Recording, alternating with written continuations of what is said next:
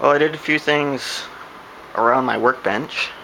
Last night I brought in my pegboard from the shed, and I was going to mount it this way, but then I'd have to move my sign, so I just mounted it this way, vertically. So it's kind of too big, so it kind of extends down, but it works. I don't know what's going to be up there permanently yet. For right now, it's just things that are being used for projects, but they're not on the project yet, so, and I got a few tools. But I got that up there. Today I'm going to clean out my toolbox, because I got some things out of there. I made this a while ago. This is a camshaft welded to a brake drum. And I was watching 805 Road King's video on his lawn tractor trike restoration, and he had a vise mounted to a pole that was just pounded into the ground next to his shed. And I thought that was a genius idea, so I kind of made this similar thing, except this one's portable. So it is kind of wobbly, but when you're hammering on it, it doesn't go anywhere, so I think that'll work. I'm just going to use it pretty much for painting things. So I made that, and then I made a bigger one out of a crankshaft and a brake rotor. I just filed out the brake rotor and then used 3 of the flywheel bolts, mounted that on there. It's solid. Got the balancer on there. It's a little wobbly because the floor is not super level, but in some spots it is. There we go, that's pretty good. So this is pretty sturdy. It's a lot heavier. So I got my arbor press clamp to there right now. This thing mounts kind of weird. It's only got holes on the back, so I just clamped it on here. But it works. So now I can use my arbor press because this was in the bottom of my toolbox. So I got that. Cleaned off all my benches.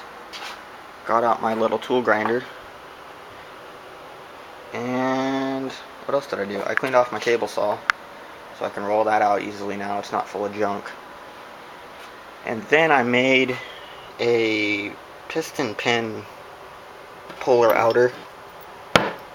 It's just an alternator bolt, a bunch of washers, and then I got this thing, which I still have to clean up because it's really crooked. But this is like one of those sockets that they give you in a spare tire set. And cut the end off, and this fits perfectly in there, so it's on the reinforced part, so it's not going to break the piston or anything.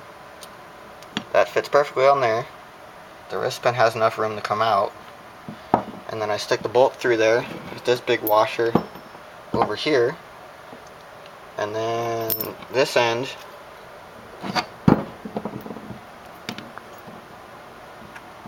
is just barely as big as a wrist pin, so it'll pull that out.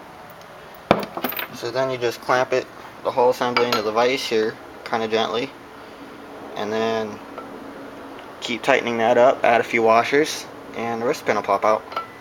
And then you can separate your piston and connecting rods. So these are from the 170, and that motor's junk.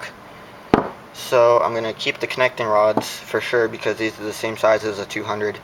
So if I get forged pistons, I can put 200 pistons on here, because these are forged rods anyway. So then I'll have a forged piston rod set up for whatever motor I build next. So I did that, and I put my chuck back on the drill press. That fell off again. And that's about it. I did some more organizing in here.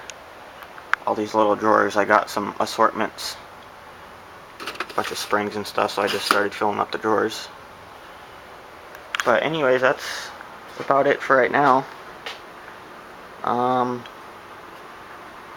Yeah, that's pretty much it.